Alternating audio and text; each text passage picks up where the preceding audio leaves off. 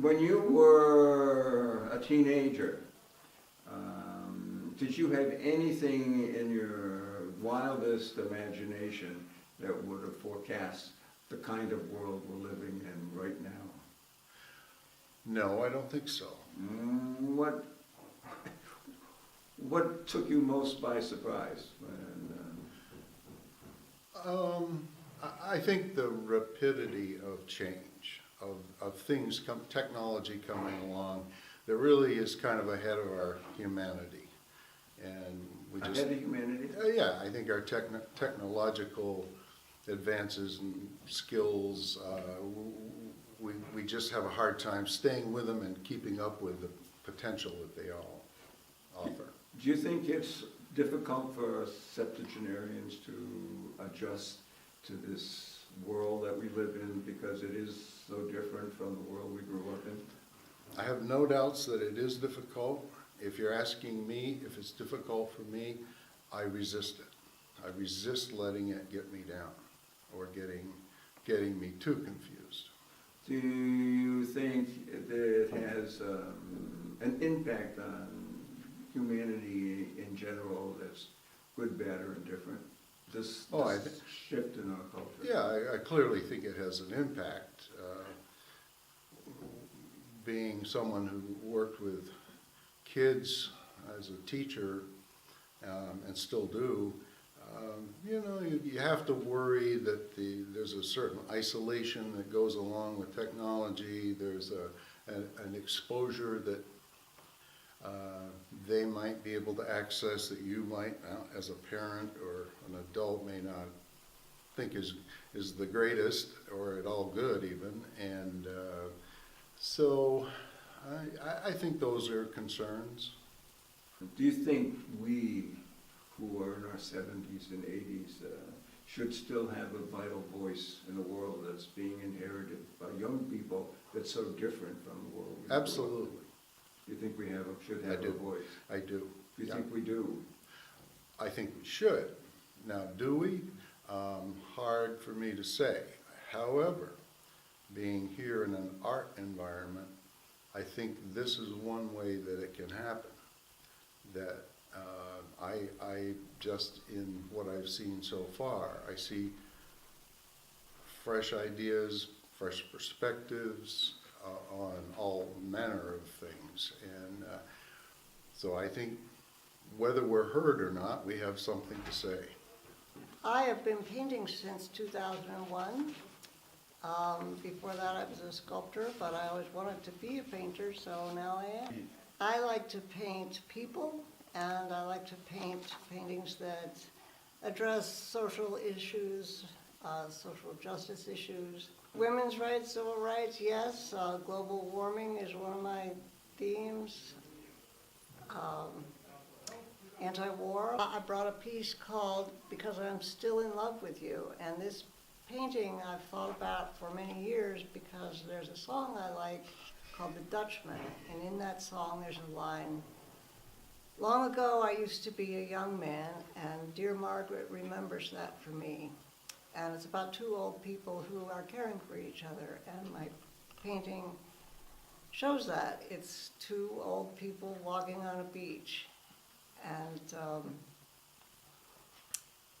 I found images to use to make this painting. I was watching TV and I saw a woman's face. It was just the face I wanted. I pushed pause and I walked up to the TV and took a picture of it, and she is now in my painting.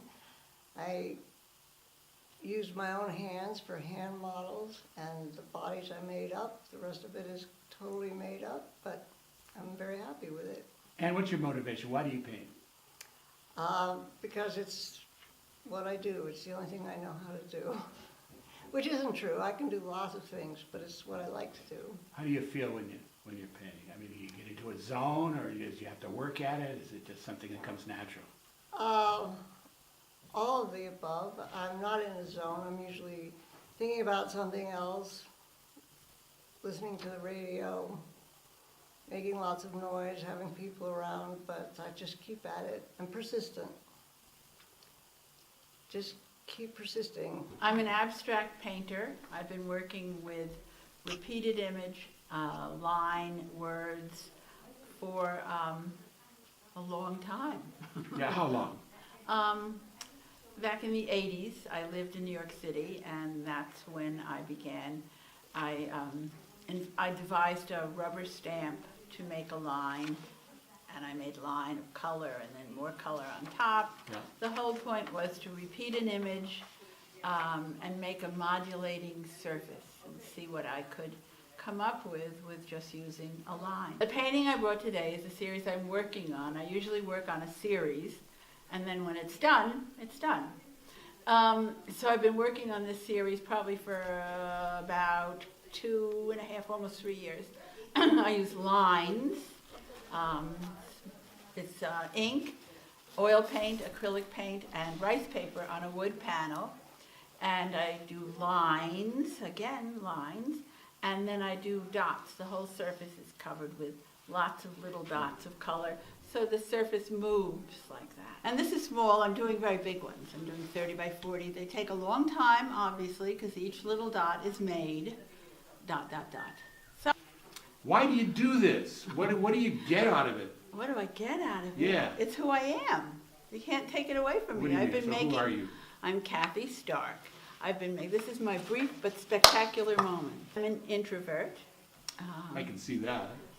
So, no, I'm okay socially, Yeah. but only for a brief period of time. Okay. I like being alone. I love being alone. I have a big studio at home, and I work. And then I've always painted and drawn from the time I was a little girl. And as a little girl, I lived in a house in the country. There were no other kids around. I had a cat, a dog, and a bunny rabbit. Are you like a process guy? I mean, do you get off on the process or the finished product? No, I get off on the repeating of something and the centering of it and getting into it and getting into what's happening and the mood of it is important. That's what I do. I moved up in 1971 from Washington, D.C. I was married to a Vermonter, so I followed him. What motivates me? That's beyond comprehension because I've been doing it since I could crawl. I have no idea. There's a satisfaction in the process. I fell in love with gouache as a medium, which is a very thick and very bright watercolor. And I've spent a lot of time painting with those. In the past 20 years, my usual thing to paint is portraits. I've taken some detours with doing animation, telling stories with animation, but Interesting. and in my youth, I illustrated books. And even then I was using gouache. Today I brought a portrait of Bob Douglas, who has a business in Martha's Vineyard, and this is a picture of his, sort of one of his sail lofts. And I brought another one of Doug Knapp, who's a Burlington artist. I painted his studio. I have been drawing since I was about 6 years old. It was something that I was really interested in and wanted to learn and pursued and was supported in that effort by my parents. So I really got serious about it probably in high school. What I'm interested in right now is mark making and language. Especially written language. I've been working on a series called Landmarks. And Landmarks was inspired by flying over the United States and seeing how we humans have marked the land, marked Earth, through foresting, through mining, building cities, cutting, and all the things that we do to land, changing waterways. So I wanted to do a series of prints, and those also morphed into drawings and drawing on prints that explore the marks that we leave on the land, with the idea that the marks that we leave mark us as humans. My older work, I just had an exhibit here in the fall, in 2018, in this whole space, showing the work that I did with water and exploring flowing water as a language that can communicate something. And so that body of work probably was ongoing for 10 years or so. I grew up here in Vermont, and I've always been an observer, paying attention to my natural environment. I think most of my work has had to do with that, the sort of the language of my natural environment and how that communicates. So like the water, the ripples in the water, how it flows over rocks or how it flows around things, or the velocity of the water. It all can tell us something. So I think there's language everywhere. And I'm keen to find out what kind of marks express the language in my natural environment.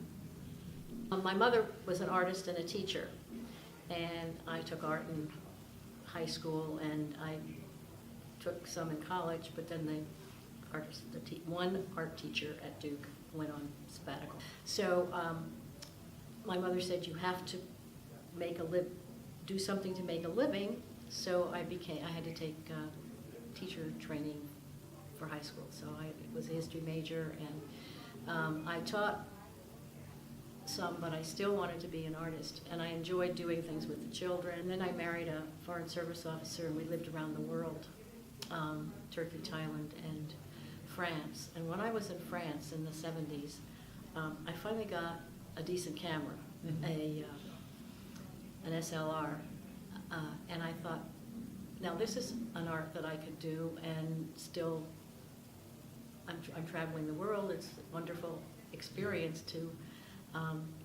capture that. I remember one of the first pictures I ever took was people taking pictures of the Eiffel Tower. That was the picture of big people taking pictures. So I came back to the States, and I took courses. I got an associate's degree in photography. And eventually, I worked in the darkroom. I did black and white and color in the darkroom. But when I moved up here, I couldn't do color anymore, but I loved color. And by then, was getting into digital. And as the digital cameras got better, the paper got better, and the printers got better, I switched to digital. That's what I use now. But I love capturing light and shadow, and I love trees, the texture of the bark, the leaves.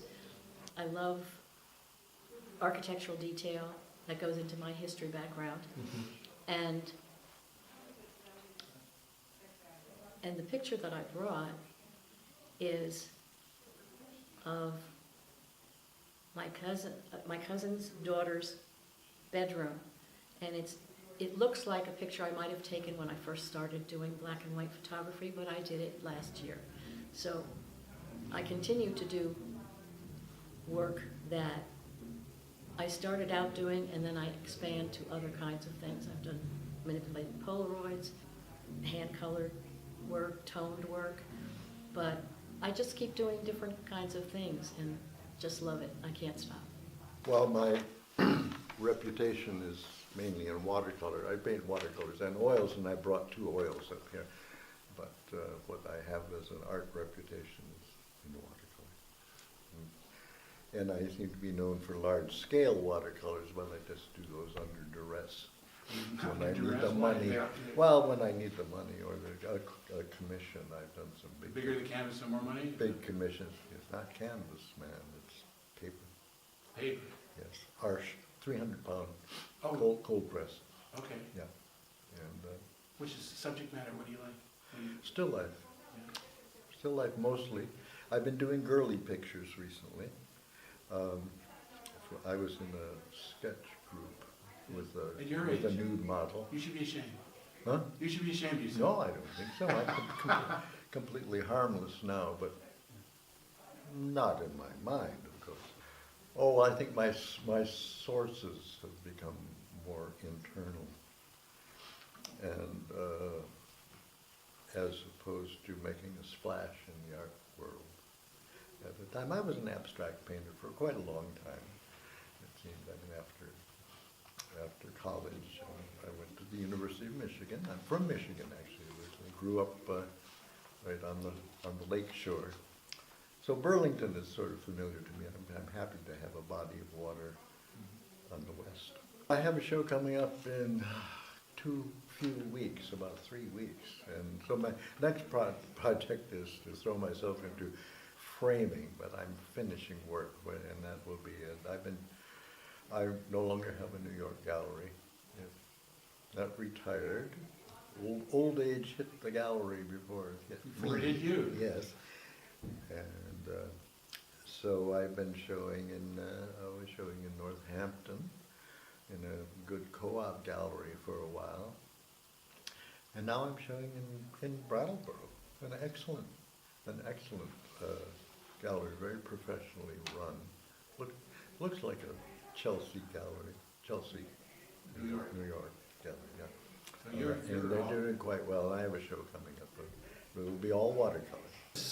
I guess you would call it mixed media. So it has video, it has sound, it has a turntable with little flashlights on it that revolve and shine on these garden ornaments, frogs that croak when the light strikes them. So that's part of the sound. Yeah, video I just took off YouTube. I mean, I used to go out and shoot video, Right. and these days I feel like there's just so much out there. Then in a way it's easier for me to grab something and then modify it. So in this case, the modification was just to take the color out. Right. So, how long have you been doing this? Which? The kind of the artwork This- that you do. Have you been doing it for a long time, or is it something new? Or? No, a long time. But I used to also be a child psychiatrist, but I was able to kind of split my time 50-50. I'm also a musician, so sound is very important to me. But now I'm retired as a psychiatrist. Right. But the work I did with children was all in the playroom. So, and my installations usually involve like these frogs or toys. Usually involve some toys. Yeah. And usually involve me crawling on the floor. So, what is it that? Why do you do it? Why do you make these pieces? Because to not be doing something, I have to deal with my mood. And when I'm doing something, I feel engaged and feel happiest. Yeah. Did you put your mood into the work, or leave that behind and go somewhere else? I think I go somewhere else. I'm doing collage now. I've done all kinds of art all through my life, and that is acrylic and collage now. More abstract is what I'm doing right now, and I like it because I can put my feelings out on my canvas, and it's just a wonderful way to paint and do your art. And this show I'm very pleased to be involved with, and it really made me think a lot because of all the things that we have witnessed in our lives. All through that time I was doing art, but I started out doing more traditional art, and I've done watercolor and all kinds of mixed media art. And by doing this show here, it made me think a lot more about what has happened through my life and through our lives, and how fortunate I have been to have art in my life. I get, it gives me pleasure, and I can share how I feel about things better in my art than often speaking, up front with people. And I think it brings everything together for you. And the older that you get, the more you grow with it. And that's sort of my theme for this show. And it's been a great venture.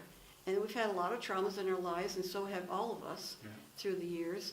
And, but if you look more positively through your life and the fortune that you've had, I think that's what carries you through to become a young old person. And that's quite how I feel. Well, really, I was a filmmaker for 25, 30 years, political films. So the first film was in Mississippi, demonstration, tents on the White House lawn, because they were living in tents through the winter in Mississippi. And through that film, ran into a bunch of guys in New York making films, and we gradually became a group called Newsreel, which made films, had organizations all over the country, actually, in the late 60s. We made a film in Hanoi in 1969, covered all of the convention, organizing leading up to convention in Chicago in 68.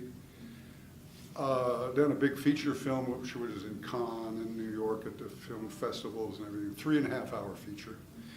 And then after that, worked back in New York, bunch of films, and the last film I made was the history of the revolution in Grenada, which, no, the filmmaking at that point, I mean, the Mississippi film won a blue ribbon at the American Film Festival, and yet PBS wouldn't show it because they thought it needed subtitles, because you couldn't understand those people. Right. Yeah. And 50 years after we made the film in Hanoi, they showed it on PBS here in Vermont. 50 years, and they still call it a controversial film. Anyway, my daughter's being born in Stockholm. I fly over there. I have not changed the world making movies about the history of these struggles. And so I got into computer graphics, coding computer graphics in 1984. So the start of it. And gradually started working on SGIs in soft image, and then moved.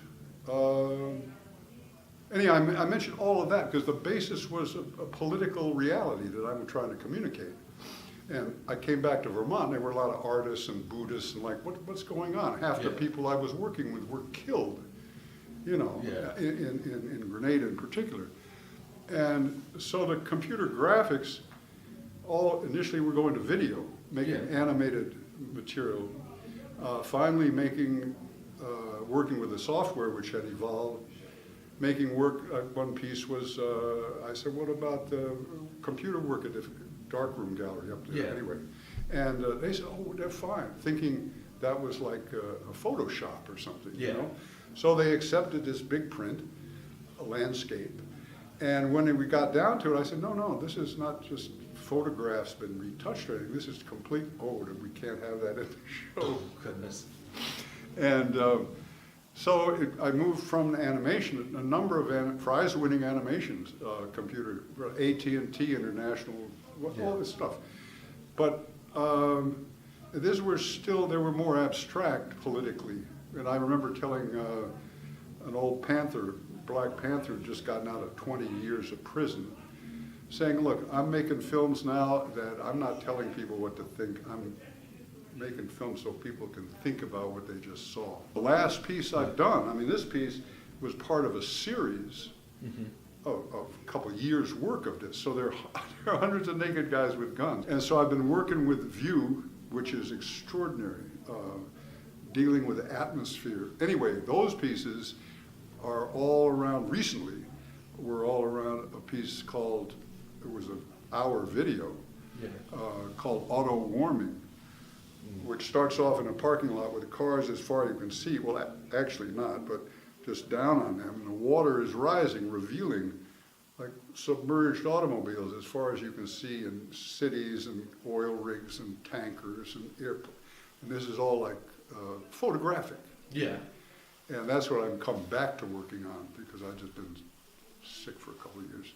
But the last piece was an M16 covered with printer's ink, put down on masonite painted white, and another piece put on top of it, run over with a steamroller. And that's the other piece here in the show, is crushing violence, or crushed violence. So that's what my art is. It's like oil painting. When was that? Yeah. So, there you have it. Thank So the you. work is, I want to try to show the world what we're living in and think about how we're going to change it or continue to live in it. I'm a transplant. I think it's coming on 43 years now, 43 years, yeah? and we're not going anywhere else. This is the most beautiful place. Well, I'm a busy, busy person. I'm a real estate appraiser. I'm on the Conservation Commission. I'm training with my competition dog with this little Yorkie, do therapy work. But painting about 15 years ago gave me such solace. I just love it. I find such peace and inspiration. And I always did a lot of photography. I used to develop my own film. So now I take the paintings because they're mine and they're my compositions. And I take my photographs and then I paint them. So the world around me that I see, they're places on vacation, but they're mostly beautiful Vermont scenes, a lot of landscapes. I've started doing animals, horses, pets, a little bit of pet portraiture. And I paint just about anything in acrylics, but I only paint things that give me great happiness, and I try to embellish things with wonderful color and joy. There's enough sadness in the world. I don't want my paintings to reflect that or me to dwell on that. So I pick up the joy in the world. I came here in 1969, came to Vermont in 1969 as a kind of back to the land movement, and I have been on the land. I've been doing art, so it's, I don't know, probably over 50 years. I have, I think basically it's my interpretation and reinterpretation of the land. I keep being inspired by where I live and the world around me and all of the plants and animals. I mean, I think I started out doing pretty representational watercolors, and I've moved farther and farther away from that, and at this point, at age 73, I am doing what are kind of my own worlds. And this whole show is a wonderful opportunity for all of us to look back in a way, and I basically took this as an opportunity to look at some current work that I'm doing. I brought 3 different pieces, but work that I finished just last year, and some that I'd done maybe 10 years ago. And it's a kind of nice time to re-examine, my own thought process, and that's I do drawing, or graphite drawings, large graphite drawings, some mixed in with pastels, some with gouache, and I also do pastels, which are very abstract, fairly large, but I like the color, but I always gravitate to black and white, and that's why I just thought that's what I wanted to bring up. Like I said, that this is a wonderful opportunity to look back, but in thinking about work that I've done now as a 73-year-old artist, I feel like there's a certain kind of confidence in my own vocabulary, visual vocabulary, and that's reassuring, and it's exciting. And I show in New York. I'm part of AIR Gallery, which stands for Artists in Residence. It's a women's run gallery in Brooklyn, and that has given me a wonderful access to the larger world, but I feel I'm really a Vermont artist. A long time, came in the 70s. Okay, what brought you to Rutland? Where you came from? Where were you before that? Well, in Oregon, New York State, New Hampshire, etc. Where were you born? In Haddonfield, New Jersey, near Philadelphia, which is a wonderful city. So you started on the East Coast, you went to the West Coast, and you came back. I went to Middlebury College. Okay, is that what brought you back? No, In the no. I was married, children. He got a job here. work? It was Work. his That's work, what his it frequently work, is. Yeah. Yeah. Yep. Why, you still like it? You happy Oh, here? yes. Oh, yes. I You don't want to gonna live stay- anywhere you gonna else. stick around for a while? Oh, yeah. I don't want It to seems live like anywhere you're else. kind of a flibberty to me. You go here, you go there. No. No, that was early on, when the kids were younger. Now you're settled. Now, yeah, this is my home. Tell me about your artwork. My artwork, okay. I was an art teacher, everything in different schools in different places, K through college. over a period of many years. And I guess because of that, I have made art in many mediums: watercolor, pastel, acrylic, oil, collage, you name it. The pieces that I have in this show, there are 3 that are watercolors. One is 2 zinnias, summer flowers. Another is late summer. Some are real flowers and some are, shall we say, flowers that are weeds. And then the third one is a Thanksgiving arrangement at Grace Church. So those are the 3 that kind of go together. And then there are 3 that are political statements. I get angry frequently. I was angry about 9/11, so I did the buildings burning, and out of the top is coming a Picasso-like woman screaming. Then the next thing I was angry about was when George W. said we're going to Iraq. Well, that didn't make any sense at all. So there's a woman, this is the pastel, and she has no in her mouth, and it says no to war, no to Iraq, and then there are 2 other women with their hands up too. So that was another political statement. I got angry, that's why I did it. After Sandy Hook, I was so upset. And I get upset every time there's a mass shooting. We have to do something about this. New Zealand has done something. Why can't we do something? We can. But there are too many people who pay money to politicians who won't vote to ban assault weapons, as they did immediately in New Zealand. So anyway, the last one, the Sandy Hook one, is a collage essentially, and it's got photographs, it has pen drawings, it has words. It's got a lot in it. It's not huge, but it's larger than the other pieces. So anyway, I do pleasant things like flowers and like scenes. Yeah. And if I get mad about something that's happening in the world, I might put together a piece that shows that I am upset, angry, frustrated. I've been doing it over about 55 years at this particular point. I drew as a kid before I started school, and just that's what I do. Who inspired you? Kandinsky? Nobody inspired me. No. I inspired myself. Just came out of your heart and soul. You know, and I go to the studio every day, and even if I don't have an idea, going to the studio gives me inspiration. So when I go to the studio, I work. And so I go to the studio almost every day. And so how, you go every day, how long a day? About 4 or 5 hours. I usually work on 4 or 5 things at a time, and I'm confident at this point in my career that even if it's not working, something will come. And you know, one of my mentors in graduate school said, you know, if you get 1 out of 10, that's good. So I keep that as kind of my framework. I do a number of things. I have a molding and casting business where I do custom work for artists like Yoko Ono and people like that. Oh, you know Yoko? If I know her personally, I mean, you talked to her on the phone. Yoko, I have spoken to her on the phone, but mostly I have been dealing with her studios, Right. which subcontracts the work when it concerns life molding, reproductions of human beings. Yeah.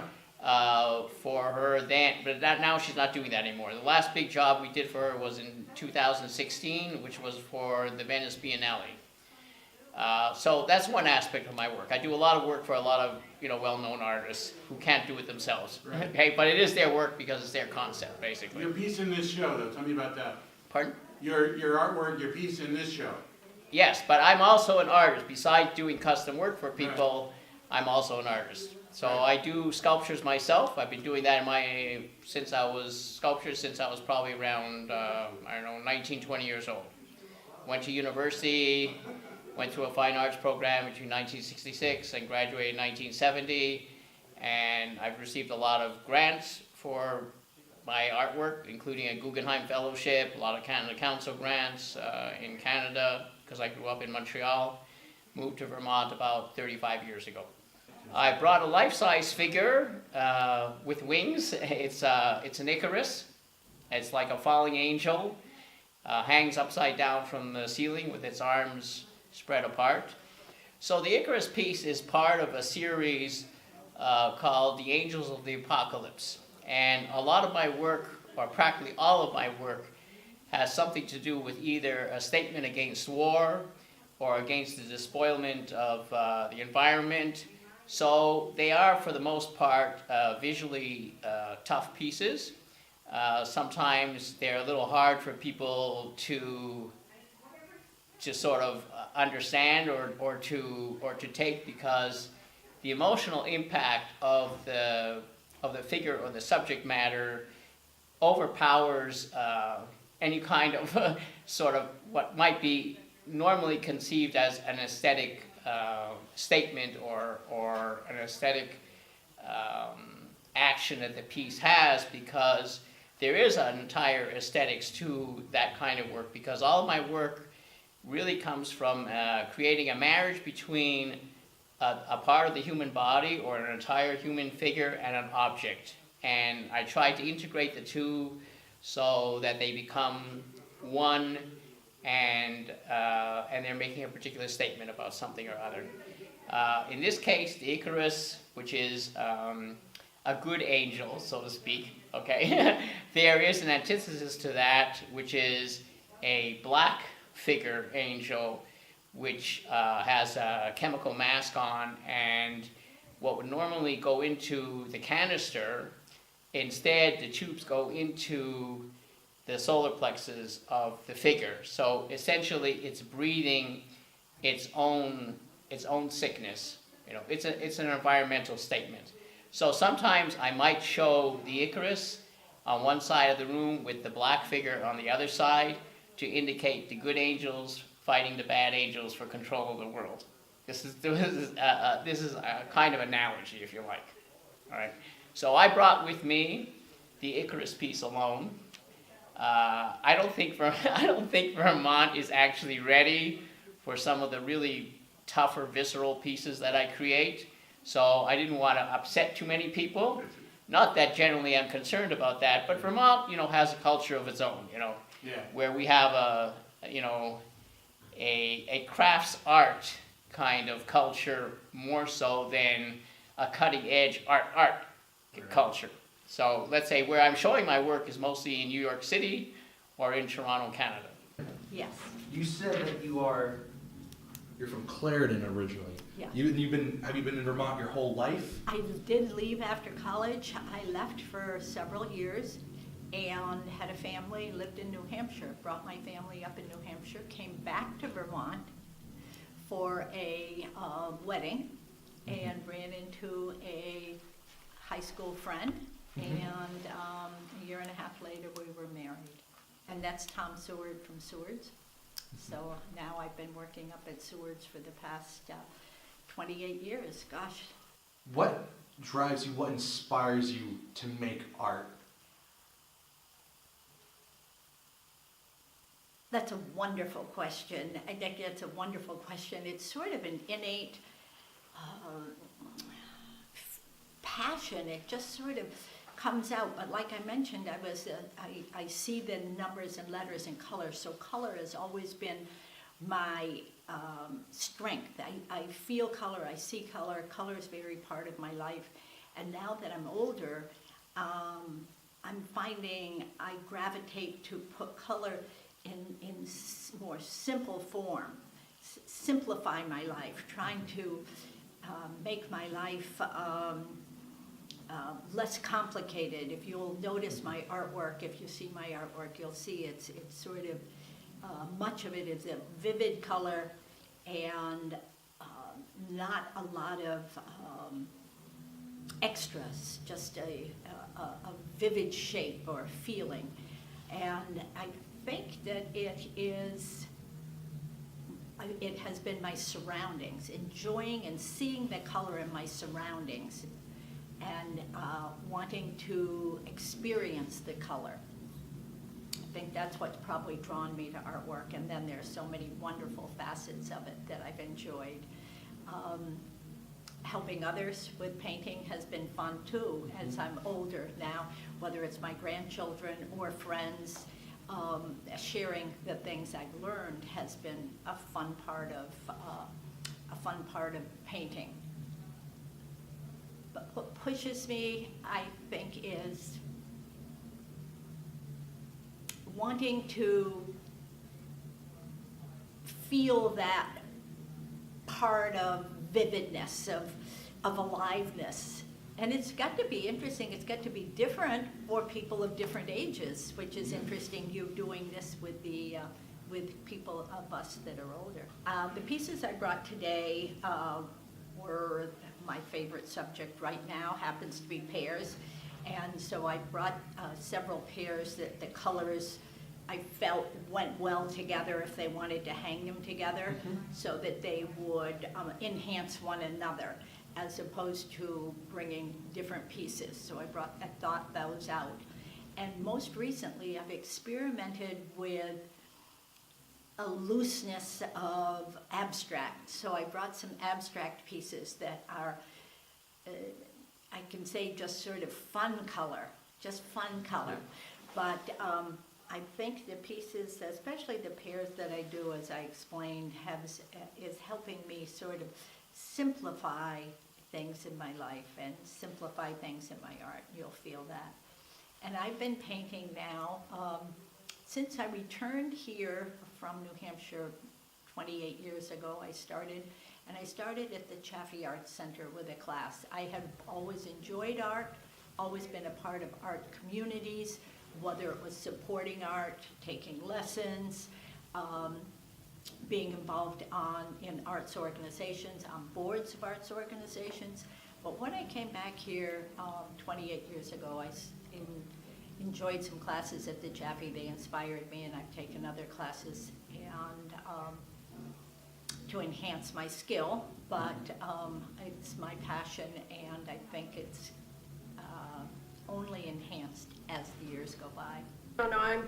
Originally I was born in Winchester, Massachusetts, and I now live in Wallingford, Vermont, and I've lived in Vermont since 1968. I really actually did a lot of art when I was in high school. I took art with Pauline Goodrich at Winchester High School, and I really didn't intend to do anything with it, quite frankly. And I did get a scholarship to Brown, and Brown's a good school. I wanted to be pre-med. But for every one person at Pembroke, such as myself, who wasn't a mathematical genius, there were 3 or 4 Brown boys who were mathematical geniuses that I was competing against, and it just did not seem viable. So I switched majors over to art, and in the case of Brown, it had to be art history. So I ended up getting a degree in art history and fine art, but not a BFA, just a BA. And from then on, I had some fabulous teachers. I really did. And a lot of them had been trained at the Bauhaus, and we talked about Albers and color theory. One of my teachers was Ed Korn, who draws the fuzzy people for the New Yorker. He's our print teacher. But anyway, I graduated in '67, and that was in the middle of the Vietnam debacle and sexual liberation and Woodstock and all of that stuff. And it was amazing how a social movement can totally derail you. I ended up marrying a guy from RISD, a painting major actually, whose family lives in Vermont. And we moved up to Vermont as soon as he was able to get his degree. He's younger than I. And we moved up about the same time that we were invading Cambodia. The US was invading Cambodia, and we were running all over Providence when it was dark at night and putting up these USA out of Cambodia now things, on billboards and buildings and whatnot. And, but when I get up here, I'm not independently wealthy by any stretch of the imagination. He went to work, and I stayed home, and I have 2 children, and then we got divorced, and then I went to work. And I really didn't do a whole lot of art, actually, after I left college, because life impacts you. But I retired in 2011, 2012. And I had been a school principal, and I had been an art teacher, I had been a guidance counselor, all of those things. And at first when I got out, I said, I think I'll just refinish furniture. So I got a little studio, and I was going to auctions and getting beat up junk, and bringing it back to the studio and painting it and pretending I was, you know, some very important person doing decorating. But that didn't seem to fulfill needs that I had. And a friend of mine who was an artist said, well, you know, you really need to look at that painting of furniture as a transitional activity. Transitional in that really what direction you're going on towards is art. So I decided that I would do some painting, and it's all evolved from there. It's become important to me. I bought the Giro Transcendence book. I had to figure out what this was all about. $85 at Amazon it was, this very small book. But it's very interesting in that when I opened it up and started reading the parts that really described what Giro Transcendence looks like, I found that I had been moving.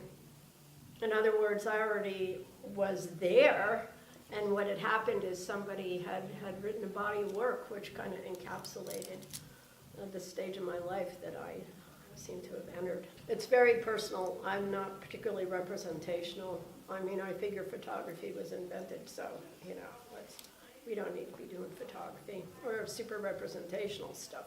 What drives my artwork is, I believe, like that you put the white paper in front of you, and all my stuff is small scale because I'm, you know, not terribly rambunctious physically.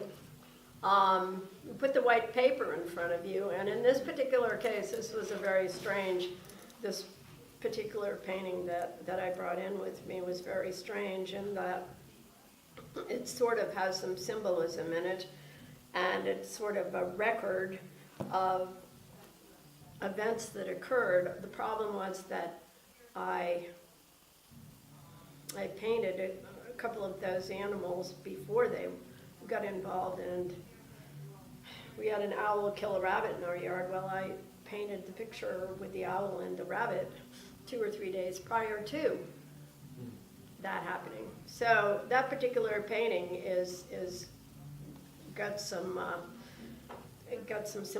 symbolism in it with regards to my own private life and what I think about it and what I see pictures of. And you know, I used to really discount the supernatural. I used to really discount all that stuff. I'm not religious at all, although I was raised to be religious. But I'm really not. Nature is kind of my religion. And somebody gave me permission to open my eyes up and try to be more in touch with, you know, the complete world as we see it. As Hawking saw it, you know, ideas about string theory and plasma And the like. So I'm kind of right now I don't feel like I'm channeling because I don't really believe that there's anything but energy out there. I don't think there's Michelangelo up there and I'm channeling him. I don't think it's like that. But I do try to keep myself open and not closed. And the other thing actually that really impacted some of my work and drove me to have an angry subtext was Donald Trump. And that's also, the title of that particular picture that I brought in with me is, it's not nice, you know, to fool Mother Nature, to be, you know, not be respectful to Mother Earth. In Vermont, my studio is in Benson, my home is in Hubbardton. I'm originally from Boston, and I started the Carving Studio and Sculpture Center in West Rutland in 1987. So I've been in Vermont since '86, actually. I was an artist as a child. I mean, I always drew, painted, I carved, which was unusual. I had the best collection of jackknives in my family, and I was the only girl. The other two were boys, and then my sister was born. And so I was always doing things with my hands, and I was the one that was really interested in being with my father in terms of building things. I didn't really think about myself as a sculptor per se. My mother was in social work, working with immigrants after Second World War. She also had been to art school and brought me to the Museum of Fine Arts in Boston, the Gardner Museum. I mean, I grew up among art, not so much among artists, but around art. But my family never encouraged me to be an artist, never. I ended up going into social work. You know, oldest girl in an Italian family, 12 years in Catholic schools. I just decided it was better to help the world than do work that seems selfish as an artist. But eventually, when I turned around 30 and had 2 children, a third on the way, I started carving again. And I felt like I was touching something that I had forgotten since I was 5 years old. And that was the center of my life. So after that, between a third child, divorce, single parent, you know, balancing the art in with earning money was very complicated. But it was just part and parcel of my life. I mean, it's just who I am. Because in the beginning, I was possessed with form, very influenced by Brancusi, by Barbara Hepworth, Henry Moore. So I started out carving wood, stone, moved to steel, influenced by David Smith. Moved into making steel and stone sculptures, spent years in Carrara, Italy, doing these mixed media works, and eventually became very possessed with photography. In '88, I had a chance to be in Lacoste, France, teaching at the Lacoste School of the Arts, and they had a darkroom, and I was so excited. I actually learned darkroom processes, and I got this stuff called liquid light that I was able to put on stone. So then I was putting images on stone as part of these composite pieces. And that's actually how some of this work came about, because the present work is a lot of work of images, people that I've taken images of all over the world, that I print on silk, these little tiny squares of silk. And it's a lot easier than printing on stone, believe me. And the work that I'm doing now has a combination of these images on silk, sometimes a lot of text. You'll see the images in the show will have text, sometimes silk flowers, and gloves. I've worked a lot with found gloves that I found on the street in New York, Boston, all over the place, Singapore. And I never change the gesture. The gesture is always just as I find it. And I fix them with resins and bronze powder and color. And so the gloves are like each one of us. They're like quirky, they're very, very personal. They only have the shape of the person that wore them or what happened on the street as they got run over afterwards. So they're very quirky. And for me, like the faces, the gloves are a real evocation of our common humanity. We might be a different shape, we might be a different color, we might look different, come in different sizes, sexes, but we're all human beings. And we have that common shared humanity, which is, I think, the essence. And I think for me, it's very important in my work to convey that. I'm very grateful for this show. I'm grateful for Bill Ramage's endless creativity in terms of concocting ideas. And luckily, he has a willing cohort of us who follow him. So I'm very grateful and actually really super excited about what's happening in Rutland. I mean, the whole art scene, I've written about it for Art New England. I think that what's happening in Rutland with the combination of business and art community, artists coming together, I mean, we've got the most alive scene, I think, in Vermont, frankly. When you look at the number of galleries that we have, the kind of energy that we generate, when we have shows. and this one is a key example. So thank you very much. And tell me about your guerrilla art. Let me start at the beginning. I trained in industrial design because I'm a Vermonter and I'm practical. And when I finished school, I wasn't able to pursue industrial design because I wasn't healthy. And I also realized I'm not a very good capitalist. So I heard That's a virtue. I think so. I heard on the radio about this Canadian group that do guerrilla gardens. And I thought, oh, that's brilliant. So I thought, I'm going to do guerrilla art. So I started doing installations in the park. And one of the things that I brought, is a piece from a larger piece. I did a 450-foot clothesline that went across the park. And it was 45 feet in the air. And everything was 10 times the normal size. And it kind of coincided with when Vermont passed the law that no one could ban clotheslines. And so it was sort of a celebration of our freedoms to hang our laundry out, the common sense that it is to hang your laundry out. It is common sense, but a lot of places clotheslines are banned. You can't hang your clothes out. In Vermont, they cannot do that anymore. They can't. You were one of the people responsible for making No, that. I'd like to take the credit for it, but no, it wasn't me. But you could. But I like to celebrate it.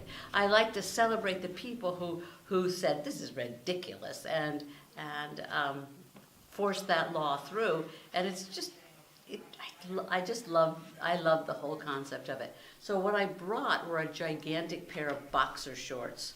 They're green polka dotted boxer shorts that are 10 times normal size, and hopefully they'll hang it up between two pillars. I think they would be fun for someone to see. And I brought, in that little book, is a booklet with the clothesline and all the pictures of the clothesline. The first day the clothesline was up, it was perfect. It was a beautiful day. The second day was like the worst storm you've ever seen, and all the clothes were wrapped around. I had to have an arborist help me to hang the clothes because this line was huge and the weight of it. So I didn't want to ruin any trees in the process, and so they put it up. Anyways, so he came, the arborist who was, it was Tree Works, because they came back and untangled every single item on that clothesline, and they took the clothespins off because the clothespins had worked like grappling hooks. So when stuff twisted, it was stuck there. So anyways, it was so each year I do something in the park, and I love the anonymity of it, but I've been doing it for so many years now. They're like, what's that crazy old woman doing in the park this year? But it's always it's fun. I really enjoy it. I work in encaustic, which is basically painting with melted wax. It's a very ancient technique that was used by the Egyptians and the Greeks, and probably years before that we don't know about. And I've been doing it for close to 10 years now. 10 years.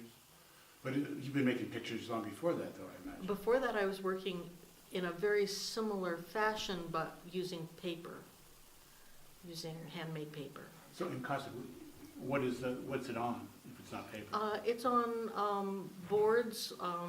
Sometimes it's masonite, sometimes it's plywood. I've done a few that were on really heavy mat board, but that's too absorbent. I didn't like the result. Why do I art? Yeah. I don't know. I've always arted. I mostly like the process. I like working with materials, and I like taking things and making them into something more. And I've always liked making things. When I was a small child, like 8 or 9, I liked, making doll clothes or doing any kind of craft. And Right. I was the oldest of many children, and so since all the other children were younger than me, I wasn't allowed to have dangerous materials. Like scissors. Like Or scissors fire. and paint and small objects that could be swallowed and large amounts of paper. And I just never got over the need to make stuff and to make something out of nothing. And most of my artwork has to do with found objects. And I'm always going along, picking up little things from the side of the road or out of the driveway. And I have a 16-foot long table in my studio. That's basically my palette. That's covered with little tiny things, pieces of rust. About my work, well, what I've noticed is that I'm doing work in all different mediums. After I turned 80, I just decided that I wouldn't go out and look for huge commissions of steel work, and then I just do what seems more pleasurable and less competitive. Well, I've done 4 collages. I brought 4 collages to the show, and I've always, when I was doing, I have a sculpture project that I did around the world, and whenever I was in a certain country, I would find posters. You find beautiful posters, and then I use in my journal. I would do collage in my journals, and my sculpture is made of steel usually, but I just enjoyed finding things in the environment of wherever I was and using them in my journal. My everyday Found journal. objects. Found objects. Yeah. What kinds of stuff do you find? Wire and feathers and beautiful colors on the posters. Political posters. I was in Italy and there were a lot of political posters.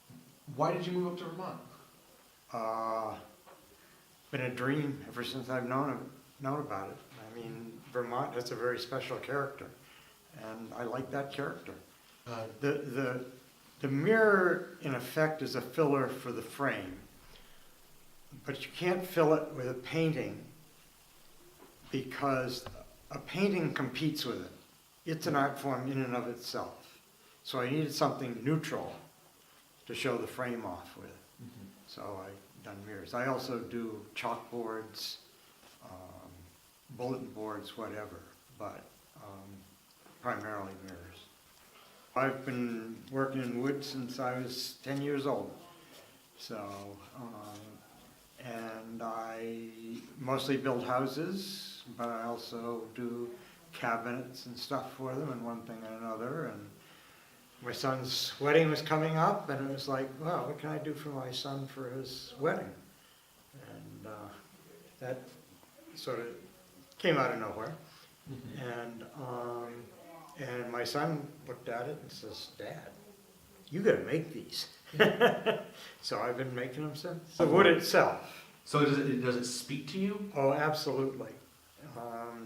The frames are cut very specifically so that the grains line up, so that the bark on the corners lines up. And somebody once asked me, how do you decide what size it's going to be? And the answer is the wood tells me that. Because I just cut the wood up into boards, and then I can tell looking at it where it sort of wants to be cut, and then try to match pieces that will make a whole. So basically the wood tells me what to do to it. They're all done from dead or dying trees, local trees. There's nothing from Brazil there. The furthest one away is maybe 30 miles away. It's the only piece of wood I ever bought. But it was one that somebody else who knew I made mirrors said, oh, I found this in the woods and I think you ought to have it. But other than that, it's all just local. What's your favorite wood that you've worked with? What's the most rewarding one? You know? Well, there's no real answer to that. I really like spalted maple, but it all just depends on how the boards saw out and stuff. You know, there's some are apple that are very interesting, and I mean, I don't think I've made an uninteresting mirror. They're all made, they're all meant to be mounted by something called a French cleat. And the French cleat allows the mirror to hang flat against the wall, because I don't want the mirrors tilting out. No. And the mirrors are also all framed in such a way that they can be hung on any side. So if you look at that mirror and say, oh, that's not right, it needs to be that, that's fine, it doesn't matter. They're all made so they can be turned. So I have tall mirrors, but they can be wide mirrors. So. I've been in Vermont my whole life. Moved here when I was 6, went to school in Rutland town and then Rutland City. Went to Castleton for my undergraduate work. And then the period of time that I've been away was when I was in graduate school at Rhode Island School of Design. So other than that, I've been here my whole life. The things that I love to do are gardening. I love, and we have a big garden every year that I plant and tend to and gather all the produce and either freeze or can all of the produce, put it away for the winter. That's kind of some of the things that I do, and the drawing kind of fits into a lot of what I do. I like nature, I like plants, I like seeing things grow, how things grow. I started doing art when I was in elementary school and started getting some confidence. People would compliment me on my skill when I was younger, and my parents encouraged me. And as I went through into high school, I wasn't a sports person, so doing something with my hands, anything creative, and sewing, cooking, anything where I'm creating something was what I gravitated towards. So in high school, I had a great teacher, Lucy Doan, who, for people who grew up in Rutland, they are familiar, I'm sure, with her name. She was an old legend that taught art in the Rutland City Schools for years and years. She encouraged me, went to Castleton, and the people there encouraged me as well. Started teaching. I've taught art since 1969, and I'm still teaching now. So I'm one of the old guard at, right now I'm at MSJ and at the College of St. Joseph for the time being.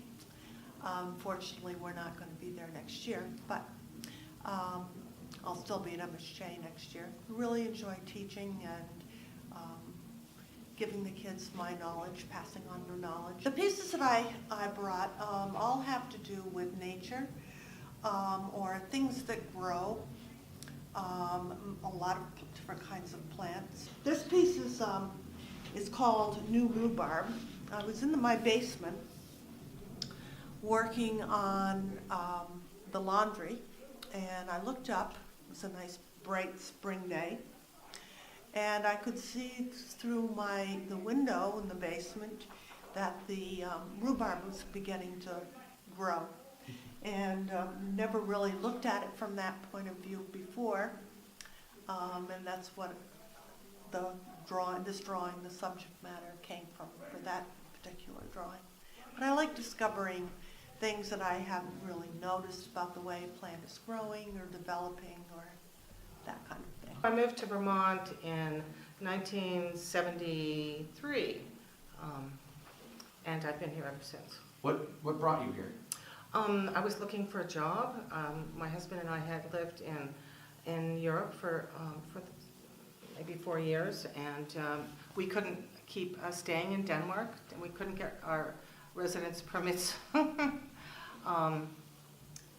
renewed, so we had to come back to the United States, and we made some decisions about where to look and where we might find a place to come to land, and Vermont was the place where it happened. Well, I grew up in Santa Fe, New Mexico, which is an art colony. There's art everywhere. My mother was a poet. My stepfather was an adobe builder and an artist, and it was just always assumed that I was going to be an artist. So I've kind of made art my whole life. I actually went to the Art Institute of Chicago for a year before I decided that it wasn't for me, and then I wound up getting a BA in psychology, and I was in a PhD program in clinical psychology when I decided I couldn't get religion about that. So I went back to New Mexico, and I've pretty much been, as I said, I've always done art. I was a teacher for a while. I've done graphic design. I've done lots of different things. What I do is called mixed media, because it's lots of different things. I have been a painter on occasion, but I never really particularly liked painting. I mean, I still do it sometimes for various purposes, but I've never liked to draw. I don't like paper.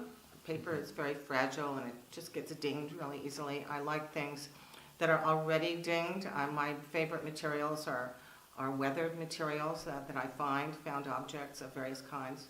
So, I don't know, I think every artist has a medium that somehow appeals to them, and that's what appeals to me. Well, I have 2 installations here. One next door is called Counting, and it's a series of 4 shelves, each of which has a numerical sequence of 1 object to 10 objects, and then when you take those and add them up, 1, 2, 3, 4, 5, 6, 7, 8, 9, 10, it comes up to 55. So each shelf has 55 objects. And I have some signage there that talks about the meaning of 55 and 110 and some of the numbers that are generated that way. And here in this space, tomorrow, after we're done with these interviews, I'm going to be hanging these chairs from the ceiling, so they'll be falling from the ceiling. And it's called Wheeled Chairs. All right, well, I was invited to be in this show by another participant who is a friend of mine and a friend of Bill's. And I'm an artist, amongst other things, and been painting for 50 years or so. And that's what brings me here, I guess. I was old enough. The 60s was a very transformative decade, I guess. There were drugs, sex, hippies, non-conforming, doing things differently. The 60s. Were you a hippie? A little bit. In college, like? It was more after college. I graduated in '67. Right. So, yeah. So that's right around the time that all that came Yeah, through. yeah. So I Summer of Love. followed the trend, yeah. Where'd you go to college? Antioch in Yellow Springs, Oh, that's Ohio. perfect. That's a nexus of alternative thought. It certainly was then. Well, it was, but it was a good school then. Yeah. I work in oil paint on canvas or on paper. I also do drawings, charcoal drawings. And I draw, all of my painting is preceded by drawing. And you do this for 50 years. I mean, why do you make pictures? I don't know. Nobody I ever asked do you it, that you know what, before? I don't do it constantly. Right. It's not constant. I mean, I've always, not now, I'm retired, but I've always had day jobs. I mean, I was a real estate broker for 20 years until I retired. So not a whole lot of painting going on all the time. There'd be periods when I would paint, and then periods, or with babies or something when I don't paint. So it sort of comes, it goes, comes and goes. And often with that, my style changes. Sort of expressionistic, figurative work. I don't know what that means. Well, figurative is people, and Right. figures, often groups of people from photographs. But I'm not that interested in making it look photographic like them, though that's a fight, a struggle I have, because especially with a photograph, but I'm just trying to get some essence or some spirit, and sometimes it doesn't even matter. It doesn't have to really be them. It's just supposed to be a painting. It's not really, like you. What's your name? I forget. But Richard. Richard. I'm not really doing Richard. It's a painting of a guy, and you're sitting for it. You know what I'm saying? Or I have your photograph. So that's why if you want to know how I paint, I would say mostly figurative, not always, but mostly, and kind of expressionistic style, and looking for a mood or something in there, a little edgy questioning, so it's not all obvious. I brought pieces on Mylar, which is a semi-transparent plastic film, often used by architects. And it has a very smooth surface, and you can sort of see through it. So I often work in layers. I work with spray paint, and I draw wet into wet. I'm an abstract painter. Right now, I'm not really working in a series. I'm working kind of, each piece is somewhat different from another. Right. And I work with stencils and various things that interest me, and sometimes I throw them on a piece of paper, and then I start with that, and then I work very intuitively. Lou mentioned something, and I was talking with Billy the other day about this show in general, and he said that it was his idea that people of our age have a different perspective than other people. What accounts for that, do you think? Well, it's been 50 years of studio practice, which is not a short amount of time. I mean, not that I didn't do other things. I certainly did. I taught and I raised kids and, whatever. But the studio is a daily practice. And the more you do it, the more you realize that it's every day. And sometimes the days are wonderful, and sometimes the days are really hard. But it's a daily thing, and it's taught me a lot about myself and about life, and that continues. That's the pleasure of it right now. This ritual of going to the studio. I do 4 different things. I'm actually known for doing mixed media sculptures, and then I did bring one to this show that's fairly large, and I also do acrylic painting, right. And I also do color pencil drawing on dark papers that are done in relief, and then I do collage too. It's actually something I've gone through different spells in my life of doing the collage, and I'm just revisiting it now. And the way I do it actually is I paint lots of sample pieces of paper with acrylic, hoping that somehow or other I can work them together. When I actually get to designing the piece, however, I usually have to custom paint pieces. Mm-hmm. And so, and then I'm really good with scissors. I have scissors all over my house, and I'm really good with cutting. And do you have a favorite pair of scissors that you like? They're all favorites. Yeah, no, they all have different properties. Oh my God. Yeah, so, no, but I would say basically that it's the sculpture that I'm more known for, because it's fairly showy. So I just go from medium to medium. I get, I wouldn't say bored, because I don't really get bored with things, but I get, irritated with the difficulty of everything I do. It seems like everything I do is very, very hard. I have a lot of artist friends who can whip things out really fast. Right. I don't do that. I plod and I grope, and it takes me forever, and I whine and carry on a lot, and I'm a complainer. And so I'm actually a reluctant worker. I would say I'm a reluctant worker. And so that it's hard for me to get into the studio and keep going. I don't drop what I'm doing. I'm very loyal to what I'm doing and persistent, and just keep going even though I'm in pain. And physical pain or anguish? Just anguish. because I tackle things that are just very complicated and overly complicated, unnecessarily so. My name is Nick Santoro. I have a tiny piece in the show.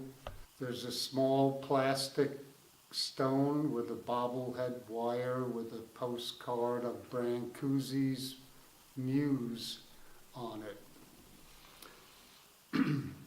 underneath it is an essay on the daemon, which is kind of like our guardian spirit. And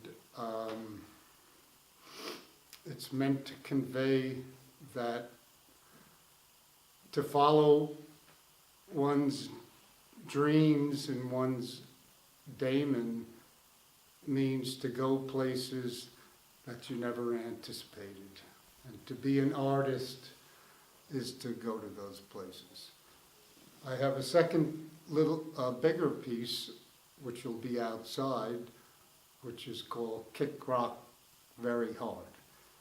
It's a spinning stone, and there's a quote by Susan Sontag with it that says, "All understanding begins with not accepting the world as it appears."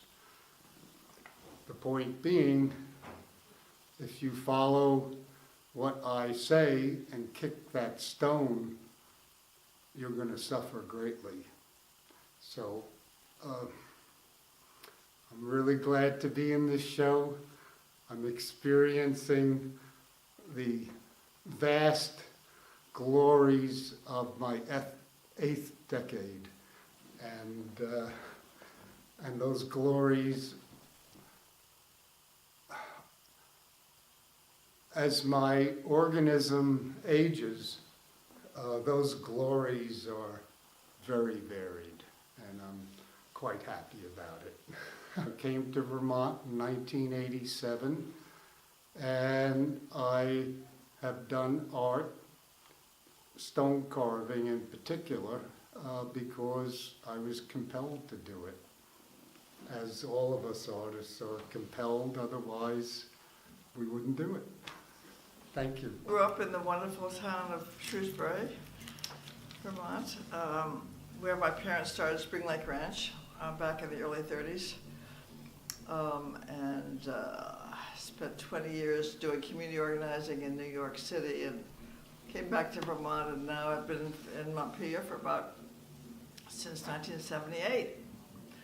I call it our capital village. It's such a little tiny capital, but it's so wonderful. You can walk everywhere. Anyway, I have a wonderful studio in Barrie at Studio Place Arts, where I've been painting for a bunch of years. And I've been done art a little bit, dabbled in art all my life, but just have been doing it more seriously in the past 10 years. And I mainly work in acrylic, and I love to do big paintings, and I love to play with color. I think that's mainly what motivates me, not the content so much as just an opportunity to play with color and see what I can do with it. Okay, I have one 4-part painting, which is about bird migration and bird death. Call it collateral damage. It's the only painting I've done that had four canvases. I like it quite well. It's kind of dreamy, but it's also harsh. Then there's one that turns out to be sort of mountains. I didn't start out with mountains, but it ended up being mountains, and that's a very vibrant, busy, energetic piece. And the third one is called Nocturne, and that's, well, I see what I see in it, but other people don't necessarily, so that's why I call it Nocturne, so it's not to tell people what they should see, but I see a bird and a bird's nest flying in the night time. It's dark blues and teals. Often I work starting with no idea at all. I just start splashing around on the canvas with paints and keep turning it around and turning it around and turning it around, and eventually there's something there that interests me, and then I try to see if I can make that a little bit more obvious. But I try not to tell everything. I try to leave a lot to the viewer to let them figure out what's going on rather than tell them everything. Well, I grew up in the Bronx, New York City, and I came to Vermont in 1968. to teach at the local technical college. What did you teach there? Mathematics. Well, I've always been interested in both things. My degree is in mechanical engineering, which involves a lot of mathematics. And I went to school at the Cooper Union in Manhattan, which you may know has an engineering school and an art school. I went to the engineering school, but I had a lot of friends in the art school, so I was exposed to both things. Lately, I've been doing marble carving, painting in acrylics. I've done watercolors, wood carving,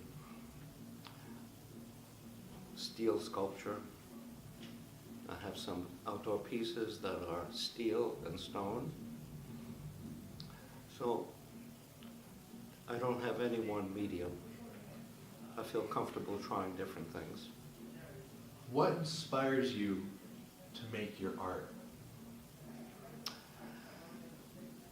Probably first of all nature, looking around and seeing the beautiful landscape, and I just want to capture some of that.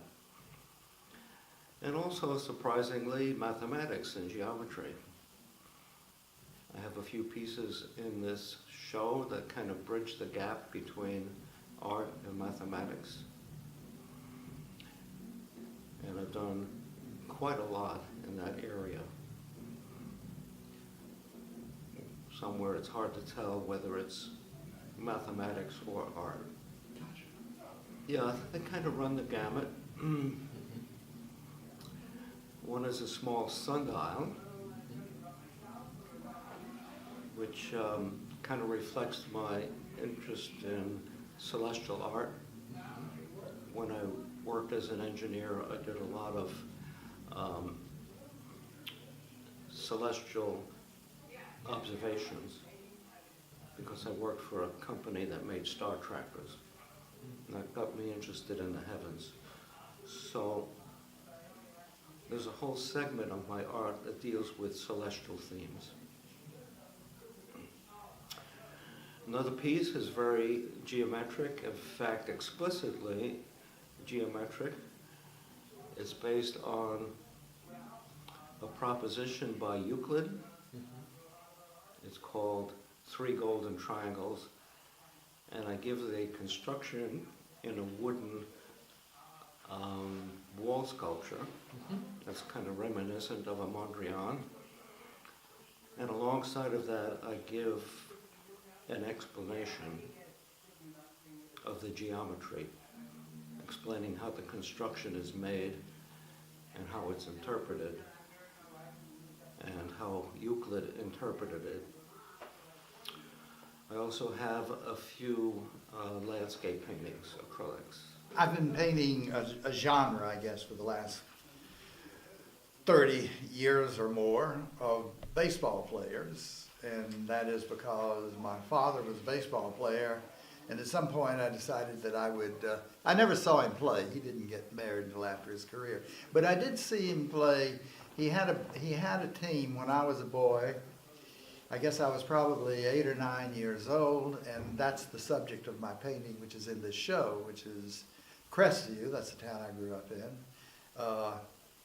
Champions, the Interstate League, 1947. And it was the Interstate League because we were on the Alabama line, and there were about 3 or 4 teams in little Florida towns, and then 3 or 4 teams across in Alabama, and they played each other. There may be 8 or 10 teams in the league. And my father was retiring from his professional career. He played about 30 years professional ball and 8 years in the major leagues. I was born in Richmond, Virginia, but I was raised in Northwest Florida.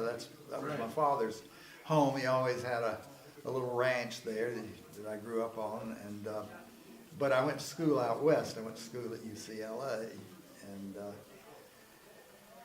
then I was in Los Angeles for a number of years, taught out there at a college.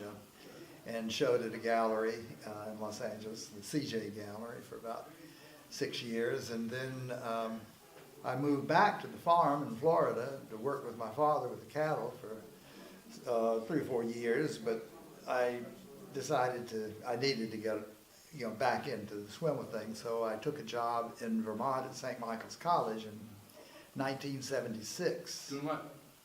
Teaching art. Teaching art? Yeah. Okay, now I assume you're retired and... I'm retired, yeah. But I taught at St. Michael's from 1975 through 2003. And then I was able to exhibit my work on a regular basis at the O.K. Harris Gallery in New York. And when I showed the director there, Ivan Karp, my paintings in, 1975, I guess it was, he said, "Baseball, nobody paints baseball. I think I can sell them." And so, but I mean, I continued to do it. I don't know whether it was because of that, but it was a good hook, and I enjoyed it. And I was just going to say that probably my most emotional and memorable connection to baseball personally was this little team, a semi-pro team that my father organized in this little farm town I grew up in Northwest Florida, Crestview, Florida. And so I had that team photographed, and I said, well, this is sort of a boring subject for a painting, because everybody's just standing there. But then I was thinking about those paintings of, those Franz Howells, for instance, those rows of heads. And so I said, okay, well, that allows me to do it. But the fact that I knew all of those guys and I remembered them from the age of, when was I, 8 or 9 years old, gave it a kind of poignancy to me. And in a way, it was, I think, well, okay, that could be the capstone, the end of my baseball genre paintings. But it isn't, because right now I'm painting a whole series of paintings of Cuban baseball, because I like the colors, they're very bright. I make whatever the spirit moves me to make. Oh, yeah? Yeah, which is usually nature. Something in nature, a beautiful vision that I see, and it inspires me. Color is something that I love. It brings me balance and joy in my life. I feel very much over the years that I appreciate how much art is a counter to violence and hatred in the world, and fear, mostly fear, that it connects people to their interconnectedness. Yeah. I think if we honored art, the arts, not just visual art, but all arts more, as an expression for people, then it does help eliminate fear. And I think it is it's always troubled me that it's been getting cut in the schools and that sort of thing, that people are way too focused on going out someday and making a buck, rather than what the real essence of life's experience is. Right. And maybe we have to get to be, in our 70 pluses to really appreciate that. I hope not, because I do hear a lot of young people speaking the same way, that they want something more meaningful and more caring and generous-hearted to be happening in the world. So that's what you're looking for. That's what I'm looking for. And it's where I found it, so I want to share it. That's why I make the art that I do, because I want to share something that I thought was either incredibly beautiful and enriching, or sometimes incredibly funny. I do have a little tongue-in-cheek at times, a la the puzzle piece. I'm a pretty quiet person, actually, until you get me fired up on one of my soapbox issues. Ruth's soapbox. Now, if you could give us a good lecture now about what's wrong with what's going on now, where would you start? Probably the healthcare industry. It's one of my passions, because I was a registered nurse for many years, working in all different areas of nursing, from being labor and delivery nurse to trauma and center in New York City to prisons in New York State, and home care, finally, the art was always an incredible balance, and the nursing, I always worked per diem so I could have a lot of time off to make art. And but the healthcare industry is really very ill, very, very sick, and it's very damaging. There's a wonderful book out called American Sickness by Elizabeth Rosenthal that explains what has happened in the healthcare industry and why it's in such bad shape, and how we can begin to hopefully address that. But they're very puzzling times now, very puzzling times. I always wanted to be in the country. I love the country, and the part of Vermont I moved to was very inexpensive. And Vermont as a whole, it was within a day's drive of New York City, where I have roots, and my parents, who were in the southern part of Connecticut. I bought land in '63. I've been drawing since I was a little girl. Used to draw horses, and then I started drawing. And I was good at it. I'm not good at everything. And I was like the class artist in school, and then I was, it's true, it's a wonderful thing to do, make art. It's a lot better than bombs or any kind of aggression. It's peaceful. I'm interested in that world out there, so I try to, I always paint from life. I go to the place. I'm sort of a naturalist, I think. I'm a natural style and a realist, but not. And I guess I love art. I love other paintings by other people, Matisse and Van Gogh and a lot of artists. Mostly I use like oil paint, but I also love to draw the figure, and that's usually with charcoal or pencil. And I guess those are my main media. This I had two. It's like a set, almost like a pendant set. I went out in the woods about, I don't know, 1,000 feet from my kitchen, actually. It's in our land. And I went out there, and actually my friend Helen Raven had done a diagonal tree in the woods, like the trees fall down. And I liked that. It was something different than just vertical. So I sat out there, and my dog went with me, and it was wonderful. And I hid my paints out there when I went home at night, and spent the summer doing these woods painting, because the woods is one of the places. It's a basic place in the earth, the woods. And then I also have done self-portraits. I have a self-portrait that I brought with white hair in the winter with white snow.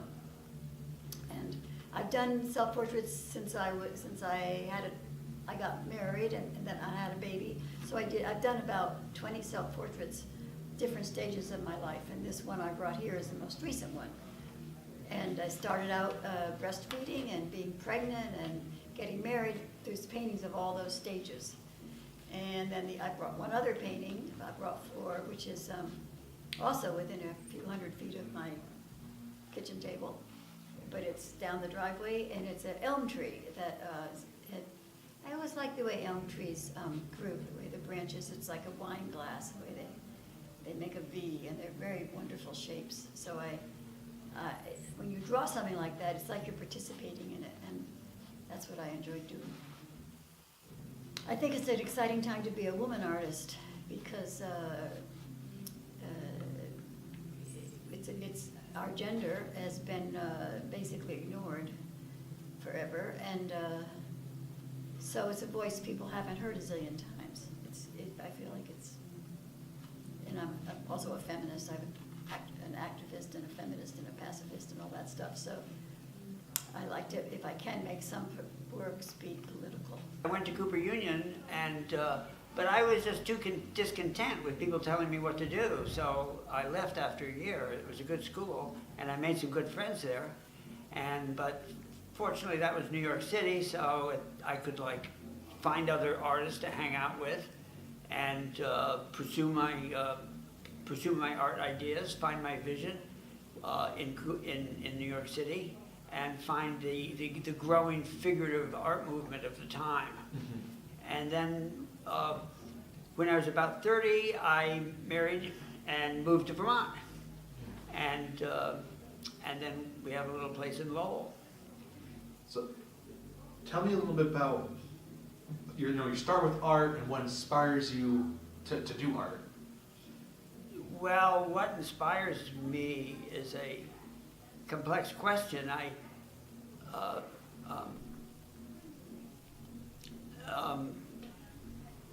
Courbet said he did art to attempt to win his freedom. Yeah. And I feel that art opens you up, that art reveals yourself to yourself, and it can be beneficial to the world because it shows other people to themselves also. So how long have you been doing art? Like, was it something that you've always done as a kid, or was it something that as you got older? I didn't actually do it as a child. I think that when I was about 17 or so, I was kind of under that Protestant edict to be something, that, so I had to pick something I was going to be, so I kind of picked being an artist. It really wasn't that I just always drew. Yeah. Kind of a fixed idea, and a lot of artists have a fixed idea, sometimes to their detriment, and maybe mine was too. I go in a lot of different directions, and I also do sculpture. I didn't bring my sculpture because the car was only so big, and I do, I've always been figurative, mostly figurative, and people, and I've worked kind of related to architecture. A lot of people would say that I'm going in too many directions at once, because I don't really coalesce it into just one thing. You'll see directly from life, made up, still lives, portraits. I move around a lot.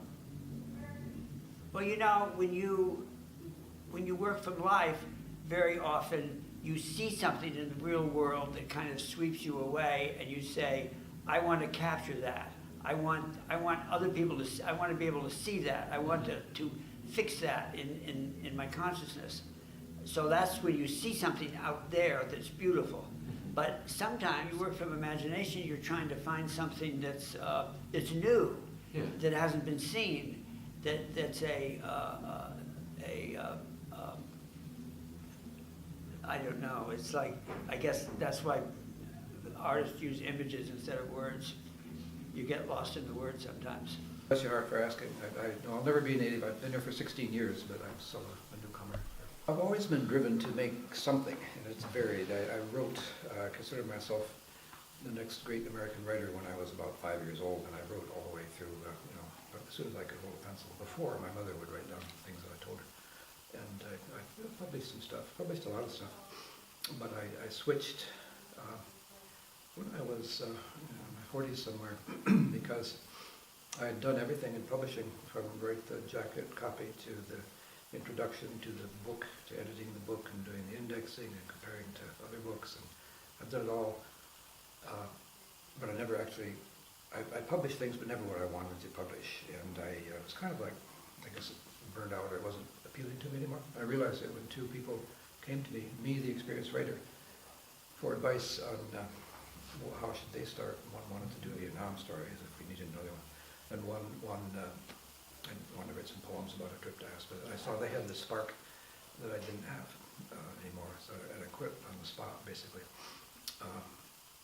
But lo and behold, I was already drawing with my son in a class at the Metropolitan Museum, and I realized that, I really like to see things that way, and it's that was my initiation to art in mid-40s, kind of by accident.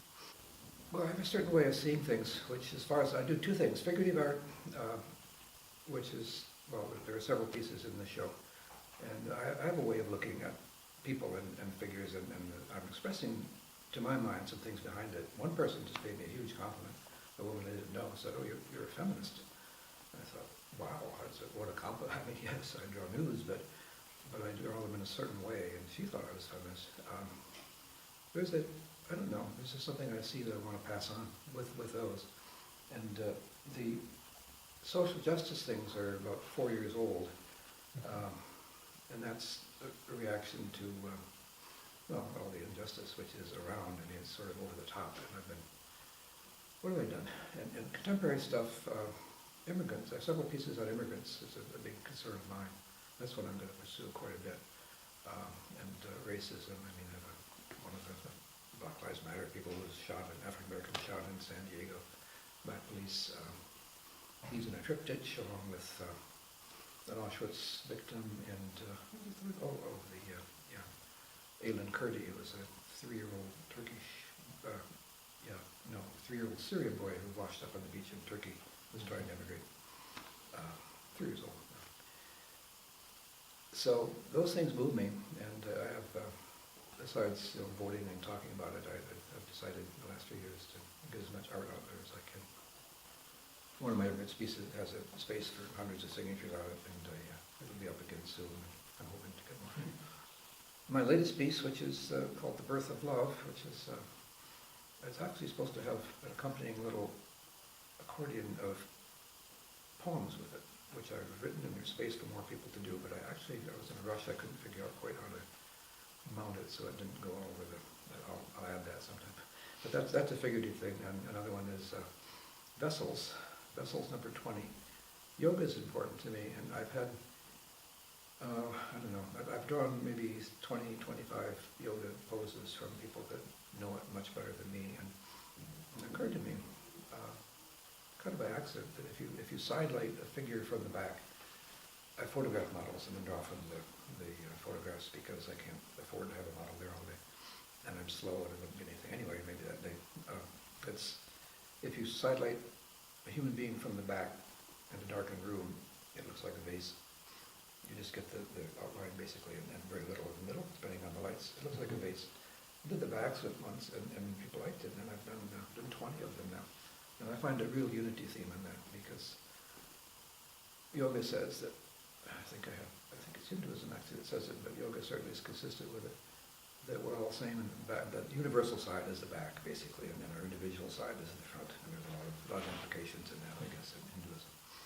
But, so I've just finished a 20-piece vessel series, and number 20 is here.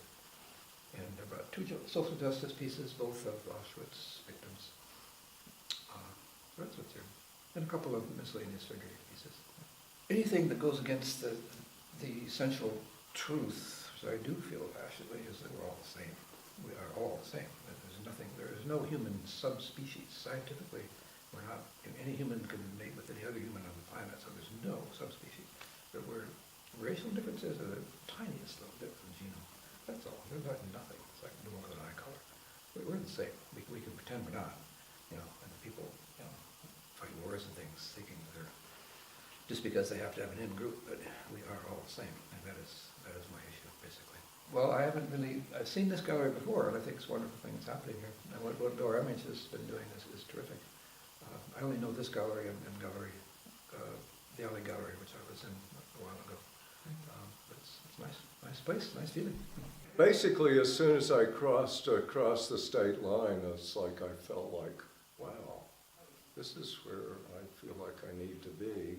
And I've kind of maintained that attitude since 1971, since I first came to Vermont. And we moved into that intentional community. It was actually a jointly owned property where people built their own cabins and lived. And only a couple of the founding people remained there over the winter in that cabin that we built. And I found a place to house sit in South Woodstock. And aside from about 3 months in New Mexico, I've been in Vermont ever since. I work in a variety of mediums since the advent of the Mac in 1984. I did a lot of just not purely digital, but I did a lot of work that was digital in nature. But it was a hybrid. It was always a hybrid then, because I also owned a silkscreen printing shop at that point in history. And so I had access to screen making equipment, large camera stand film, photograph makers, film positive makers. And so I was doing a hybrid of computer art and digital work and mixed media, screen printing, painting, you name it, it could be in those works. And then I started doing more straightforward digital montage, and I began to have a yearning for touching and feeling things and dealing with real, authentic materials, old books, magazines, that sort of thing. And I started building up a collection of materials to use in my work. That basically prior works, images that were prior to the 60s, say, back when illustrators were used frequently in advertising art. And also, I have a fondness for 19th century books with wood engravings, line engravings, and so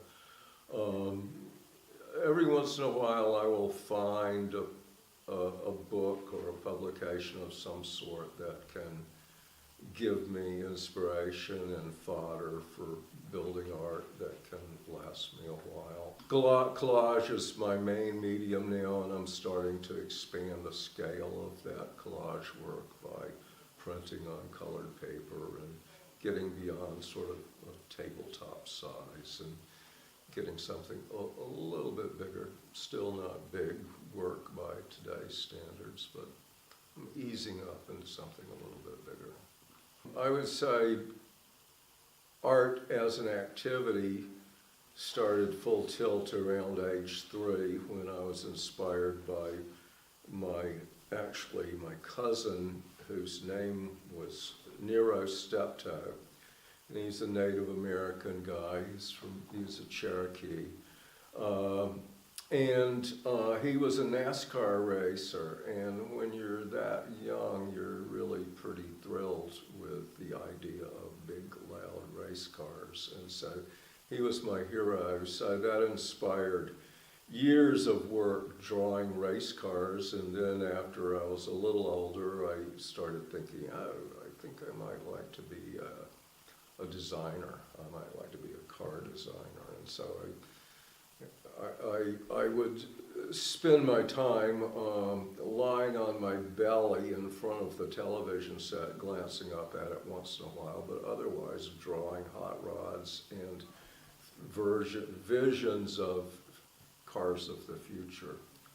And I guess I got the wind knocked out of my sails perhaps in 8th grade, when we took tests to see what kind of careers we were cut out for. And for some odd reason, I think one thing they had me scheduled to be was a forest ranger. Another thing was a lawyer. Well, I have a son who's a lawyer now, but I didn't really feel that was cut out for me. And forest ranger, plenty of, I don't know. It didn't make sense to me, but I also found out that you needed to be skilled in math and engineering, and that would be the training to be a car designer. And I thought, no, and that's not going to happen because I'm very weak in my math skills and in practical skills like that. I'm better at 2-dimensional things rather than 3-dimensional things that have to actually function and work in real space and real time. Mm-hmm. So the work I brought in here today is actually not my newest work, but because of the tenor of the times that we live in right now. I brought in some work I did in graduate school. Those works are pretty much digital montages, but I have them mounted on boards and presented as though they are paintings. Well, I wanted to be an artist when I was 7, and I'm 76, so you could say art has been my primary interest for, 70 years. I moved here in 71, what that makes it, about 46 7 years, something like that. 1970, I was teaching at Ohio State, and most people don't remember, but in 1970 were all the riots in all the colleges where the kids at Kent State were killed. And I was teaching at Ohio State, and they had riots there, and it was pretty awful. Tear gas, people with bayonets, rocks being thrown.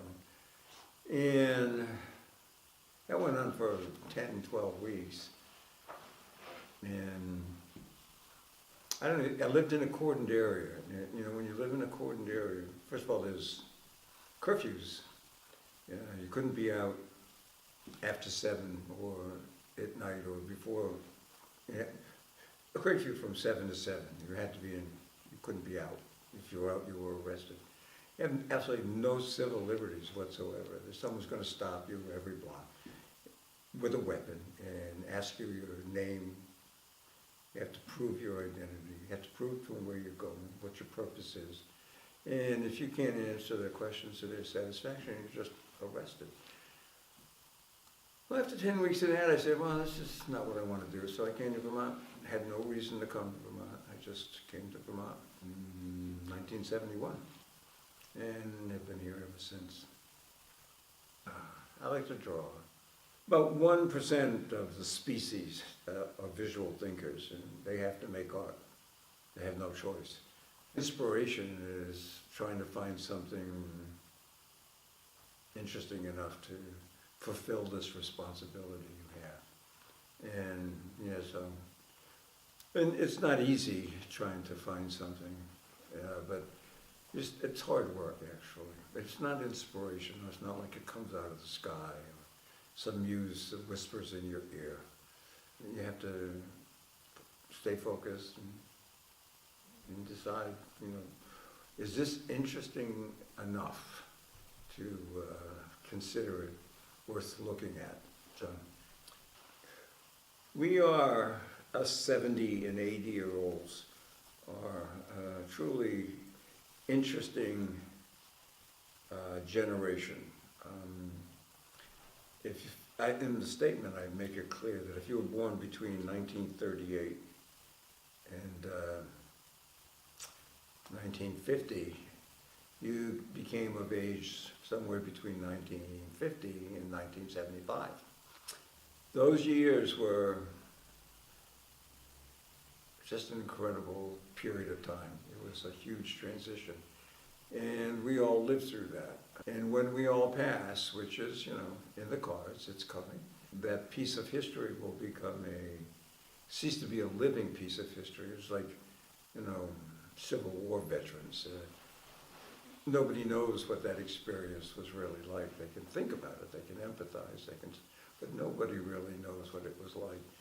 The transition in the culture was absolutely seismic. It's only happened a couple other times, you know, the beginning of the Christian world, the beginning of, with the Renaissance in the 15th century, and now this time, the shift from the modern world to the postmodern world. In the 50s and 60s were just an unbelievable time of iconoclasm and reinventiveness. And we did that, and we lived that, and we're just an interesting, again, I think an interesting generation, you know. Many people think that the generation that fought the Second World War were the greatest generation, and I would definitely agree with their greatness. But we were the most imaginative and inventive and interesting. People still listen to the Beatles. People still listen to the band, Clearwater's Revival, Crosby, Stills and Nash. And that music was all, you know, I mean, I was just someplace, young people listening to Beatles, you know. And, you know, the Beatles first came to the United States. They landed in New York, I believe, in 1964. Right there in the middle of that whole transition. Again, truly inventive, you know, the art was truly inventive, it was clever, it was smart. And they knew that they were reinventing the world. It's so interesting, reinvented what I think of as cultural empathy, a sense of cultural empathy. Make this distinction, 1963, before 1963, they chemically castrated, they imprisoned, they ostracized homosexuals. Post-63, civil unions, gay marriage, the first, Barry Franks, the first openly gay person to run for the U.S. Before 1963 in England, say maybe 50 years ago, I just read recently, that it was legal to beat your wife with a stick as long as the stick was no thicker than your thumb. And now we have the CEO of General Motors is a woman, who just had a woman candidate for the presidency. It's just the whole thing is different. With African Americans, between the Civil War in 1968, I think is when the last Black American was lynched. There were 3,500 blacks lynched. 1937 in Mississippi, it was not considered illegal to lynch a black. And all the laws that happened after 1963, including making it not illegal for intermarriage. It's just that's what we were. That's what we did. I believe we were special. I thought, well, let's get a whole crew of these special people together in one place for a while.